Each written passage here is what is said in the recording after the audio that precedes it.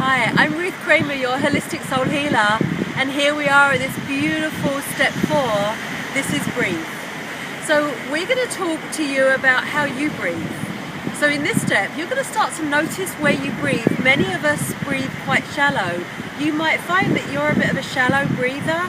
We want you to start to focus on breathing nice and deep. And here's the reasons why. When you breathe deeply, there's a few things that happen.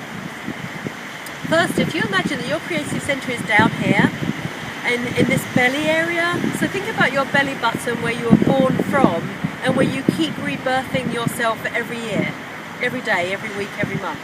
So every time you breathe, you have an opportunity to rebirth and reevaluate how you're doing your life's journey.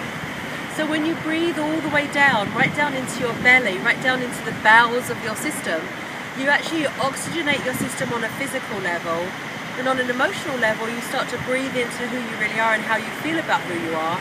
But more than that, you breathe into creating the life you really want. And that's what these 10 steps are about. So in this step 4, we're going to encourage you to practice your breathing. And there's 3 areas you're going to practice. So let's first practice, let's follow your breath. So do this with me right now. So you're going to breathe in and you're going to breathe out. Notice where you're breathing when. So now really pay attention. As you breathe in, I want you to hold it at the top. And when you breathe out, I want you to see where you're breathing out from. Did you breathe right into here, into your diaphragm? Did you breathe right down into here, into your creativity? Or did you breathe right down here into the bottom of your passion for life? So take a look. So bring it all the way in. Hold it. And then blow it out. This is a breathing technique I want you to practice. I want you to practice just 3 of those breaths in the morning when you wake up, 3 of those breaths at night when you go to bed, and I want you to do that when you're triggered, because the first thing we do when we are in fear or anxiety is we go and we hold our breath. So we want you to just not do that, or if you do that, notice that you did that. Wow, I held my breath. I didn't realize I was doing that. And as somebody who's taught massage therapists for years, I noticed lots of times that massage therapists were busy doing, they forgot to breathe. And I'd have to go, breathe, and they'd go, oh yeah. They were holding their breath while they were busy working. And that's because we often do that. We get so busy that we actually hold our breath, which means we stop. And although you might say, well, I'm breathing all the time, why do I have to consciously breathe? There's a real difference to consciously breathing and consciously doing your life, and unconsciously breathing and unconsciously doing your life. So we're going to bring you to consciousness where you're going to start to notice everything you're doing and do it with actual confirmation. You're going to know what you're doing and understand why you're doing it. So when you do stop and you feel triggered, whether it's anger, sadness, fear, despair, those are the places where we hold our breath. And then these grief places that get held way down here, they don't get breath into them. So that means that stuff gets held for longer.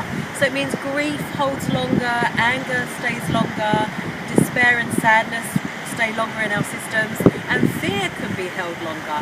So there have been times when I've worked with someone who held fear from age 3. I get to work with them at age 50. Guess what's still in them? That fear from age 3, because they held their breath and their body held the memory of them holding that fear for all those years. We're going to get you to bring up the feelings and blow them away. So what happens is you start to release some of the things in your body that you don't need to carry anymore, because you only need to carry what's good and what's for your highest good and that's best for you. Why carry something that's going to cause you harm and stop you oxygenating and replenishing your whole system? So you're going to create more breath, more air, more vitality, more life force energy, and actually create a better life. Does that make sense? Of course it does. Okay, so your homework assignment for this step is to really focus on your breath. So you're going to focus on breathing 3 times in the morning before you get up and do your day, 3 times at night before you fall asleep, and during the day you're going to notice where your breathing is. Just stop for a few moments when you're photocopying something, or when you're walking the dog, or when you're running if you're an athlete. Because athletes, even if they're fit, they can often get an extra mile if they breathe a bit better. So you're going to start to notice where you breathe, And go ahead and tell us how it's affecting you when you send your comments to us. So this is step 4. This is Breathe. I'm Ruth Kramer, your holistic soul healer, and I'm looking forward to hearing about you breathing great. Take care of you.